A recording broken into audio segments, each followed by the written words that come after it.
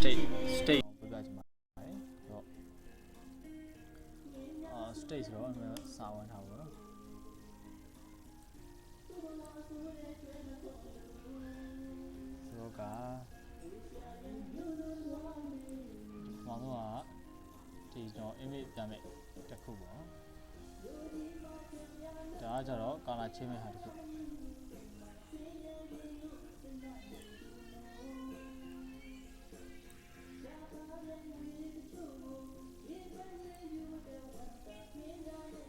ဆိုဒီမှာဒါမင်းရဲ့ဒီမှာကျွန်တော်သုံးတာ state လေဒီမှာ material ဒီမှာ home ကိုစာလာအောင်နော် state လေးဝယ်ပဲဆိုတော့ကဒါကျွန်တော်ဒီမှာ state ဘယ်လိုလုပ်လဲဆိုတာလေးကိုရှင်းပြခြင်းတဲ့ဗီဒီယိုတစ်ခုပါစာပေါ်လိုက်ပါနော် okay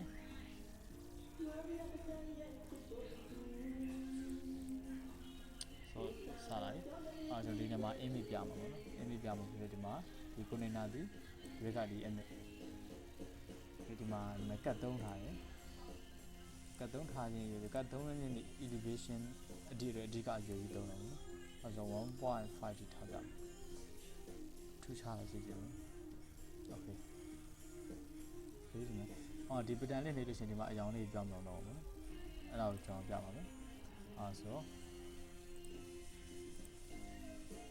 ဆိုလိုက်အောင်ဆိုဒီမှာ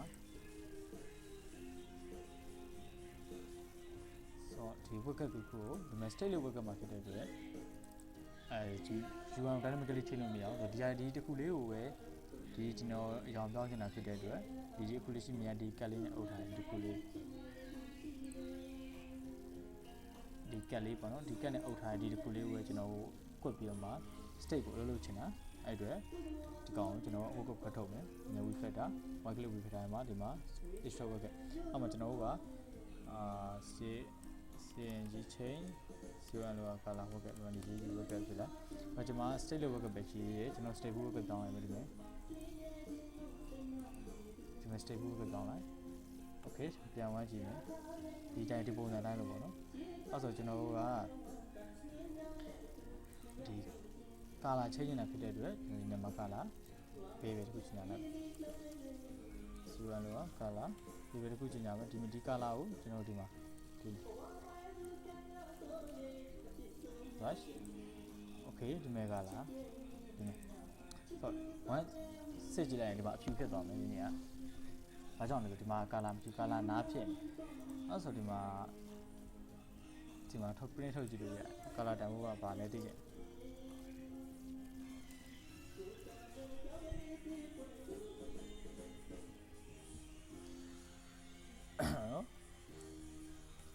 what is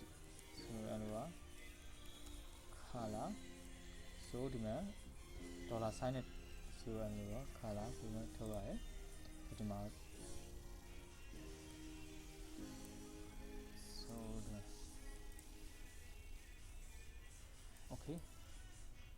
ဒီမှာ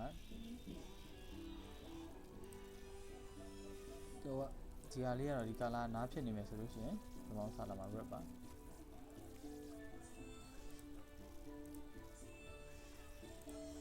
okay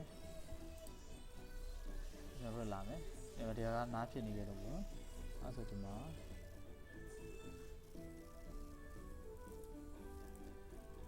what color နားဖြစ်နေတဲ့အတွက်ဒီကောင်နားဆက်တာပေါ့နော်ဒီကောင်နားပဲနားဆိုလို့ရှိရင်ဒီနောက်ကလုံးမဲ့နားမဟုတ်ဆိုလို့ရှိရလို့လုံးအဲ့လိုပြောပါနော်အဲ့ကျွန်တော်ဒီမှာ color change မယ်ဒီ pattern 1 red ဆိုလို့ကိုနေ color change မယ်အဲ့ဒီလုံးဝဒီ Flutter ဒီ degraded UI system ဖြစ်တဲ့အတွက်ဒီက screen တစ်ခုလုံးကို one up ပြန်ပါတယ်အဲ့တော့ဒီ back method ထဲမှာဒီ one up ပြန်တာပေါ့နော် back method ထဲမှာ one up ပြန်နေဖြစ်တဲ့အတွက်ဒီကိုကျွန်တော်ဒီကျွန်တော်ဒီအလုပ်လုပ်မဲ့တစ်ခုကို back method ထဲမှာပဲ setState ကိုတုံးပါတယ် setState အဲ့မှာစီရလို့ okay စီ color ထဲမှာcolor watch okay ဒါလေး copy ကူးလိုက်မယ်ဒီမှာလည်းဒီမှာကျ color တော့ blue ဖြစ်မယ် so ဒီမှာလည်း green ဖြစ်မယ်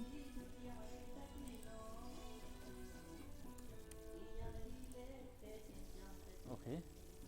ကျွန်တော်စကောက်ကြည့်အောင်ဒါ red ဒီမှာ color တန်ဖို့ကြည့်အောင်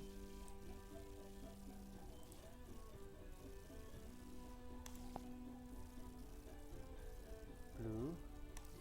red ဒီမှာကဒါ color တန်ဖို့ရော gray material color okay so ဒီမှာလေးကိုဘာလို့ပွတ်ပြရလဲဆိုတော့ကျွန်တော်ပြန်ပြီးရှင်းပြမယ် so ဒီမှာပထမဆုံးဒီမှာဒီ material ကလည်းဒါကကြတော့ home page ကလည်းဒီမှာ submit data ရေးရဒီမှာဒီ container ကြတော့ဒီမှာ indigo color ဖြစ်တဲ့ဒီပေါ် indigo color ဒါဒီမှာဒီဟာ image ပြဖို့တဲ့ color ဒါကကြတော့ color chain နဲ့ color ဟိုကတခုဟုတ်ဘာလို့တစ်ခုပြန်နေဆိုလို့ရှိရင်ကျွန်တော်လုပ်ချင်တဲ့ state ကဒီ sequence တစ်ခုလုံးလုပ်တာလုပ်ချင်တာမဟုတ်ဘူးဒီအပိုင်းလေးပဲလုပ်ချင်တာအဲ့တော့အဲ့ဒီပိုင်းလေးတစ်ခုကို Flutter ကွက်ပြီး run ပြန်ပေးပါတယ်ဘာလို့အဲ့လိုအပိုင်းလေးတစ်ခုကို run ပြန်လို့လုပ်ရလဲဆိုတော့သူ့ကိုကျွန်တော် state work ကနေမှာတက်ခွဲထားရတယ်ပေါ့နော်ဒီပိုင်းလေးပဲကျွန်တော်ကတ်လေးပဲဖြစ်ချင်တာပြောလိုက်တော့ဒီ setState ကျွန်တော်ဒီ setState လို့လုပ်တယ်ဟာကျွန်မဒီဘိုင်းမှာတော့ကျွန်တော် state ကိုအဓိကထားပြောချင်တယ်ပေါ့နော်ဒီမှာကျွန်တော်ဒီ on press ဆိုတဲ့ဘက်တစ်ခုနဲ့လို့ရှိရင်ဒီမှာ setState လို့ရတယ် setState 1နာပြန်လဲ setState တွေဘက် method ကိုပဲ rebase ပြန်လုပ်တော့ပါ rebase okay ကျွန်တော်ပြန်ပြောပါမယ်ဒီမှာမှတ်သားစရာရှိတာက